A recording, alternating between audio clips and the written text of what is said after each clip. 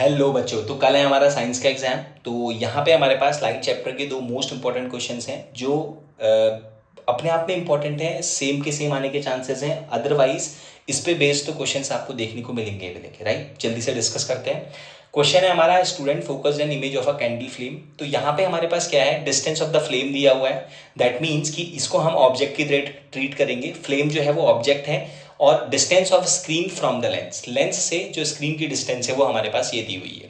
तो जब भी आपको इस टाइप के केसेस दिए होंगे जहाँ पे आपको ऑब्जेक्ट और स्क्रीन की डिस्टेंस दी होगी, तो यहाँ पे हमारे लिए एक इंपॉर्टेंट या फिर एक शॉर्ट ट्रिक हमारे पास ये है कि हमें ऐसे क्वेश्चन में क्या करना है। सबसे पहले हमें फाइंड आउट करना है इसकी फोकल लेंथ को, क्योंकि इसकी फोकल लेंथ अगर हमारे पास निकल जाएगी तो ये क्वेश्चन बहुत ज़्यादा ईजी हो जाएगा। ठीक है, इसमें अभी मैंने एक ही पार्ट लिया हुआ है, बहुत सारे इसके पार्ट सॉल्व हो जाते हैं। तो यहाँ पे सबसे पहले हमें क्या देखना है, हमें वो दोनों केसेस देखने हैं जहाँ पे दोनों की दोनों वैल्यूज सेम है। दैट मीन्स कि ऑब्जेक्ट और इमेज की डिस्टेंस सेम होगी। तो यहाँ पे अगर आप देखोगे थर्ड केस में ऑब्जेक्ट भी 30 पे, मतलब फ्लेम 30 सेंटीमीटर पे है और जो स्क्रीन है वो भी 30 सेंटीमीटर पे है। दैट मीन्स कि यहाँ पे हमारे पास कॉन्वेक्स लेंस में एक ही ऐसा केस होता है जहाँ पे ऑब्जेक्ट और जो इमेज है वो सेम डिस्टेंस पे होता है। वो होता है हमारा कर्वेचर वाला केस। ये F और ये C, जिसको 2F भी बोला जाता है। ठीक है, इसको 2F भी बोलते हैं और C भी बोलते हैं, कर्वेचर। तो ये एक ऐसा केस होता है जब हमारे पास अगर ऑब्जेक्ट कर्वेचर पे है तो जो इमेज होती है वो भी कर्वेचर पे ही बनती है और इवन सेम साइज की बनती है, राइट। तो दैट मीन्स कि ये जो केस है ये क्या है, कर्वेचर वाला केस है। तो क्या मैं यहाँ से कह सकता हूँ कि जो इसका कर्वेचर होगा वो 30 सेंटीमीटर होगा और कर्वेचर को लिखा जाएगा 2F, दैट इज 30 सेंटीमीटर। तो फोकल लेंथ जो होती है वो हो जाएगी कर्वेचर की हाफ, 30 का हाफ करेंगे तो कितना आ जाएगा, 15 सेंटीमीटर। तो हमारे पास इस पूरे क्वेश्चन की और या इस लेंस की फोकल लेंथ हमारे पास आ चुकी है। ठीक है, अब यहाँ पे क्वेश्चन हमसे कह रहा है what is the change in image observed as the object is moved from infinity towards the convex lens. ठीक है, तो जैसा मैंने अभी आपको बताया कि इन इमेज फॉर्मेशंस पे एक क्वेश्चन हम हमेशा हर साल हमारे को देखने को मिलता है। तो यहाँ पे क्वेश्चन कह रहा है कि अगर हम इस ऑब्जेक्ट को इन्फिनिटी से लेंस के पास लेके जाएंगे तो क्या ऑब्जर्वेशन हमें देखने को मिलेगा, क्या इमेज में चेंजेस मिलेंगे। ठीक है, तो देखिए यहाँ पे हम लोग क्या करते हैं, हम लोग इसके सारे केसेस को डिस्कस कर लेते हैं। तो जब हमारे पास जो ऑब्जेक्ट है वो इन्फिनिटी पे होता है, अगर ऑब्जेक्ट इन्फिनिटी पे है तो हमारी जो इमेज बनती है वो बनती है फोकस पे। तो यहाँ पे देखिए अगर ऑब्जेक्ट इन्फिनिटी पे है तो इमेज बनती है फोकस पे। ठीक है, सेकंड केस अगर हम आ जाते हैं बियॉन्ड कर्वेचर, बियॉन्ड 2F। ठीक है, कर्वेचर को हम लोग लिखते हैं 2F। बियॉन्ड कर्वेचर अगर हम आ जाते हैं तो ये इमेज पहुंच जाती है थोड़ा सा आगे बिटवीन F एंड C। तो ये पहुंच जाएगी बिटवीन F एंड C पे। तो आप देखो कि जैसे आपने ऑब्जेक्ट को आप आगे लेके आए तो इमेज भी आगे शिफ्ट हो गई है। ठीक है, देन अगर हम बात करें कर्वेचर की, तो जब हमारा ऑब्जेक्ट जो है, जब हमारा ऑब्जेक्ट कर्वेचर पे होता है, दैट मीन्स जब हमारा एट 2F होगा तो इमेज भी हमारी 2F पे ही बनती है। दैट मीन्स यहीं पे हमारी इमेज बनेगी। ठीक है, तो ये याद रहे, ये केस बहुत पॉपुलर है। जब ऑब्जेक्ट कर्वेचर पे होगा, 2F पे होगा तो इमेज भी आपका 2F पे बनेगी और सेम साइज की बनेगी, ये याद रखिएगा। ठीक है, देन उसके बाद अगर हम थोड़ा सा और आगे इस ऑब्जेक्ट को पहुंचाते हैं, तो अगर हमारा ऑब्जेक्ट पहुंच जाएगा बिटवीन 2F एंड F तो ये इमेज पहुंच जाएगी इससे थोड़ा सा आगे 2F, मतलब इस 2F को क्रॉस कर जाएगी, नीचे की तरफ इमेज बनेगी। ठीक है, आगे हमारी इमेज पहुंच जाएगी तो ये आ जाएगा आपका बिटवीन C एंड F। ठीक है, तो यहाँ पे हमारी जो ये आ जाएगी इमेज आ जाएगी बियॉन्ड 2F, ये हमारी इससे आगे चली जाएगी। तो जैसा कि आप देख रहे हो कि ये सारे केसेस क्या हैं, जैसे जैसे हम ऑब्जेक्ट को लेंस के पास लेके आ रहे हैं जो इमेज है वो आगे खिसक रही है। और इसके बाद क्या होगा, इसके बाद जब हमारे पास ऑब्जेक्ट फोकस पे आता है तो इमेज पहुंच जाती है इन्फिनिटी पे, राइट। बट इस केस को हम रियल एंड इन्वर्टेड केस बोलते हैं। जब हमारा ऑब्जेक्ट फोकस पे होगा तो इमेज पहुंच जाती है हमारा इन्फिनिटी पे। ठीक है, बस इसके बाद एक लास्ट केस बचता है हमारा, जो है हमारा बिटवीन फोकस एंड पोल। तो ये हमारा केस आ जाता है बिटवीन फोकस एंड पोल, और ये एक ऐसा केस है जहां पे हमें वर्चुअल इमेज देखने को मिलती है और ये होगी आपका हाईली एनलार्ज्ड, और ये आपका एक ही केस होता है जिसमें आपको वर्चुअल इमेज देखने को मिलेगी। ठीक है। तो क्वेश्चन हमसे क्या पूछ रहा था, what is the change in image observe. तो as we are moving the object towards the lens, the image is shifting to the right of the lens, या the image is shifting away from the lens, and at the last case the image will be virtual. ठीक है, समझ में आ गया। चलिए, इससे आपके सारे जितने भी केसेस हैं हमारे कॉन्वेक्स लेंस के, वो सारे रिवाइज हो चुके हैं। कॉन्केव लेंस में हमारे पास सिर्फ 2 केसेस होते हैं, एक बार ध्यान से देख लीजिएगा। चलिए, इसके बाद हम बढ़ते हैं अपने नेक्स्ट क्वेश्चन की तरफ। जो नेक्स्ट क्वेश्चन है ये भी अपने आप में बहुत इंपॉर्टेंट है। ठीक है, चलिए जल्दी से इसे पढ़ लेते हैं। A student focus the image of a candle flame. बहुत अच्छा क्वेश्चन है, बच्चों को बहुत डिफिकल्ट लगता है। ठीक है, तो इसको बहुत ही शॉर्टकट वे में समझाने की कोशिश करूंगा।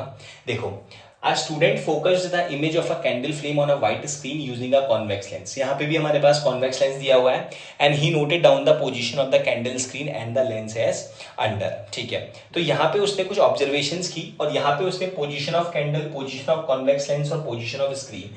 तो सबसे पहले हम लोग क्या करेंगे, देखो यहाँ पे हम लोगों ने जब भी न्यूमेरिकल्स को सॉल्व किया है, तो न्यूमेरिकल्स में हमने देखा है कि हमारे पास जो ऑब्जेक्ट डिस्टेंस होती है, इमेज डिस्टेंस होती है, वो सारी की सारी मेजरमेंट की जाती हैं पोल से या फिर ऑप्टिकल सेंटर से। तो यहाँ पे हम लोग क्या करेंगे, बट यहाँ पे केस अलग है, क्योंकि यहाँ पे हमें फोकल लेंथ और इमेज नहीं दी हुई है। यहाँ पे हमें केसेस दिए हैं कि कैंडल की पोजीशन। तो यहाँ पे हम लोगों को क्या करना है, हमें एक ऑब्जेक्ट, एक हमें फिक्स पॉइंट मानना है। तो मैंने उस फिक्स पॉइंट को मान लिया है ए।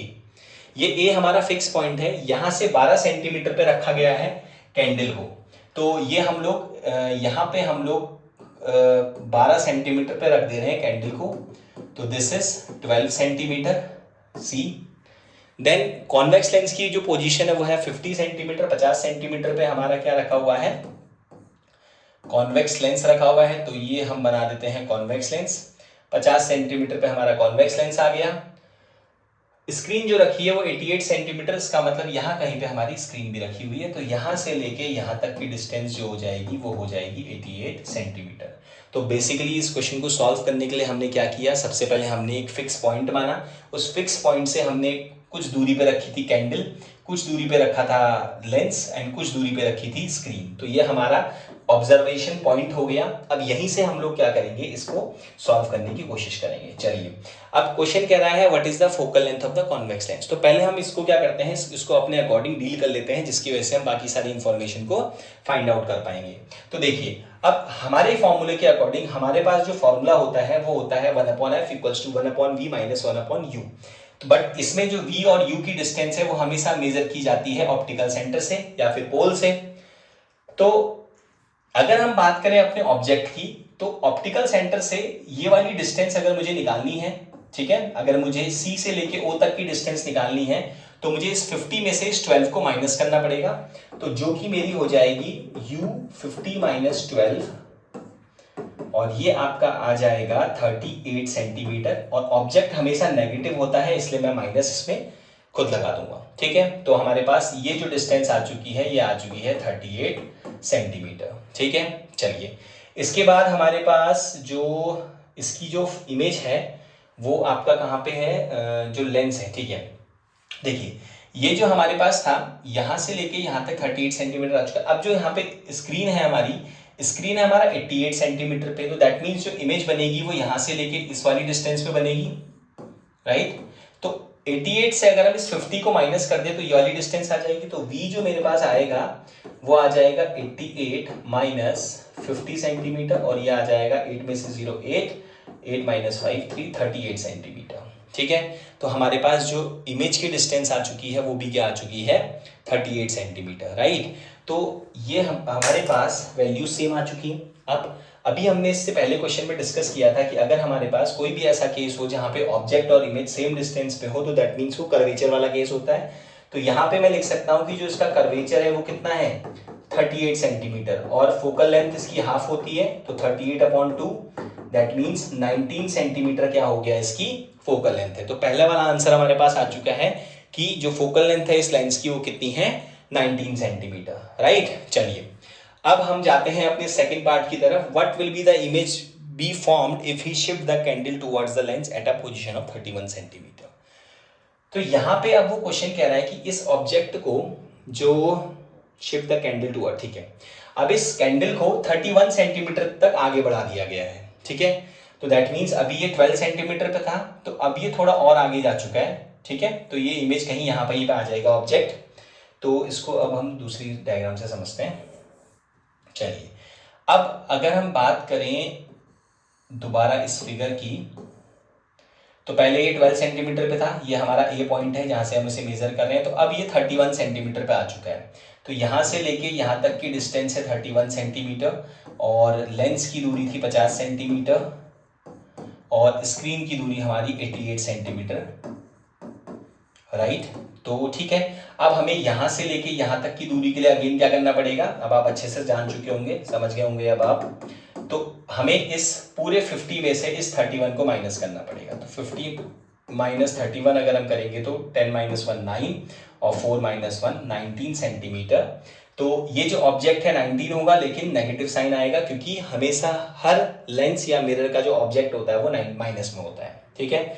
चलिए, इसके बाद हमें v इसमें निकालना होगा, और जो फोकल लेंथ है वो हमारी कितनी आ चुकी थी, आई थिंक 19 सेंटीमीटर हमारी फोकल लेंथ आ चुकी है, ठीक है। चलिए, इसके बाद फॉर्मूला लगा देंगे, lens formula 1/f equals to 1/v minus 1/u। तो 1/19 1/v और माइनस 1/-19, ठीक है। ये हमारे पास फोकल लेंथ है, सॉरी फोकल लेंथ पॉजिटिव है, u नेगेटिव है, ठीक है। ये आ जाएगा 1/19 इक्वल्स टू 1/v प्लस 1/19। तो जैसे ही हम इसे 1/19 माइनस 1/19 करेंगे तो ये हमारे पास कैंसिल आउट हो जाएंगी चीज़ें। तो ये आ जाएगा 1/0 या 0 कुछ भी कह सकते हैं। तो v जो आ जाएगा वो आ जाएगा इन्फिनिटी, ठीक है। इसका मतलब कि जब हमारा ऑब्जेक्ट जो है वो फोकल लेंथ पे था, सॉरी जब हमारा ऑब्जेक्ट जो था वो क्या था, वो फोकल लेंथ पे था, ठीक है। क्योंकि अभी हमने इससे पहले वाले पार्ट में उसकी फोकल लेंथ 19 सेंटीमीटर निकाली थी। तो सेकंड पार्ट में हमारा ऑब्जेक्ट जो है वो 19 सेंटीमीटर पे है, दैट मीन्स कि वो फोकल लेंथ पे रखा गया है। तो हमने अभी प्रीवियस क्वेश्चन में डिस्कस किया था कि जब भी ऑब्जेक्ट फोकस पे होता है तो इमेज बनती है इन्फिनिटी पे। तो ये हमारी इमेज आ चुकी है इन्फिनिटी पे, ठीक है। चलिए, उसके बाद हमारा एक पार्ट इसमें और बचता है, what will be the nature of image formed if we further shift the candle towards the lens. तो देखिए, अब हम अगर इस कैंडल को और इसके पास लेके जाएंगे तो वो केस हमारा बनेगा, अभी हमने डिस्कस किया था, देखिए ये हमारा केस बनेगा बिटवीन एफ एंड पी वाला, ठीक है। मैं प्रीवियस क्वेश्चन पे आ चुका हूँ। बिटवीन एफ एंड पी मतलब फोकस और पोल के बीच में जब ऑब्जेक्ट को रखा जाएगा तो वहां पे हमारे पास जो इमेज बनती है वो बनती है वर्चुअल हैंड इमेज। तो क्वेश्चन हमसे यही पूछ रहा है कि what will be the nature, एक सेकेंड, क्वेश्चन पूछ रहा है what will be the nature of image if we further shift the candle. तो इसका जो आंसर हो जाएगा हमारे पास, तो थर्ड पार्ट का जो हमारे पास आंसर होगा वो होगा nature of image, nature of image will be virtual and erect, ठीक है। चलो, आई होप ये बहुत अच्छे से समझ में आए होंगे। मेक श्योर इन क्वेश्चंस को अच्छे से समझ लेना, एंड जो इमेज फॉर्मेशंस हैं उनको बड़े ध्यान से देख लेना, ठीक है। कुछ वीडियोस आपको और मिलेंगी तो देखते जाना, एंड सारे फॉर्मूले रिवाइज कर लेना। चलो, ऑल द बेस्ट।